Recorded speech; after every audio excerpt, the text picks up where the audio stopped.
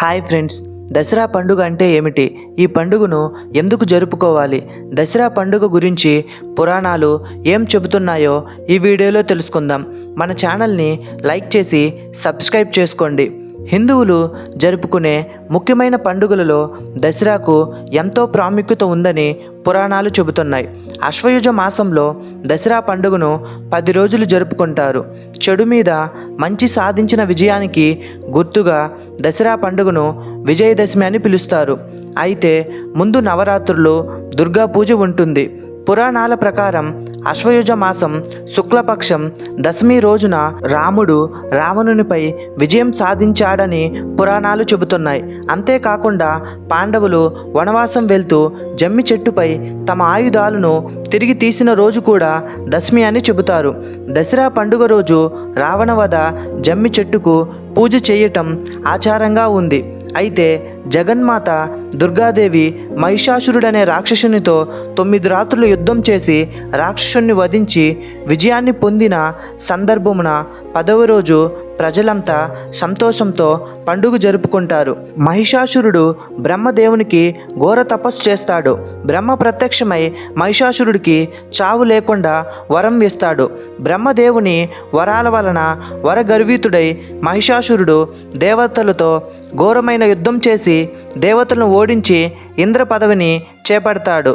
అయితే జరిగిందంతా దేవేంద్రుడు త్రిమూర్తులకు చెబుతాడు. త్రిమూర్తులు తేజము కేంద్రీకృతమై ఒక స్త్రీ రూపం జన్మిస్తుంది. శివుని తేజము నుండి ముఖముగా, విష్ణువు తేజము నుండి బాహువులుగా, బ్రహ్మ తేజము నుండి పాదాలుగా కలిగి మంగళామూర్తిగా అవతరించిన దుర్గాదేవి 18 చేతులు కలిగి ఉంది. ఆ దేవికి శివుడు త్రిశూలము, విష్ణువు సుదర్శన చక్రము, ఇంద్రుడు వజ్రాయుధము, వరుణదేవుడు పాశము, బ్రహ్మదేవుడు అక్షమాల, హిమవంతుడు కమండలము, సింహమును వాహనంగా ఇస్తారు. ఇలా సర్వదేవతల ఆయుధాలను సమర్చుకొని మహిషాసురునితో తలపడి భీకరమైన యుద్ధం చేస్తుంది. ఈ యుద్ధంలో దుర్గాదేవి వాహనమైన సింహం శత్రువులను చీల్చి చెండాడుతుంది.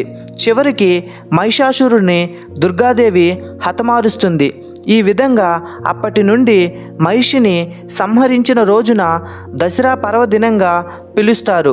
ఈ సమయంలో దేశవ్యాప్తంగా నవరాత్ర ఉత్సవాలు ఘనంగా జరుపుకుంటారు.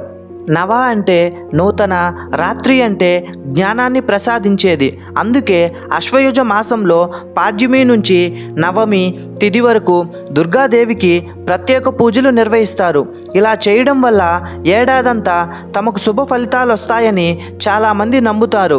ఈ నవరాత్రుల్లో అష్టమి రోజు మహిషాసురుని వధించడమే కాకుండా శంభు, నిశంభులు, చండాముండలను, రక్తబీజుడు తదితర రాక్షసులను వధించి శాంతి భద్రతలను, ధర్మాన్ని దుర్గామాత కాపాడుతుంది. అందుకే నాటి నుంచి నేటి వరకు దేవీ నవరాత్రులు భక్తితో నిర్వహిస్తారు.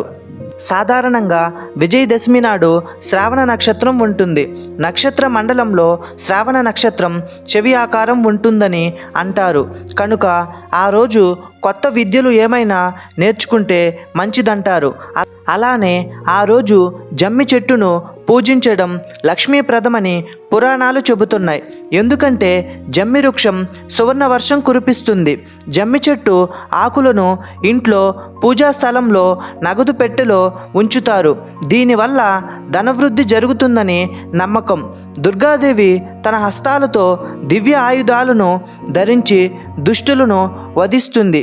అందుకే తాము వాడే ఆయుధాలను పూజించడం వల్ల విజయం ప్రాప్తిస్తుందని చాలామంది నమ్ముతారు.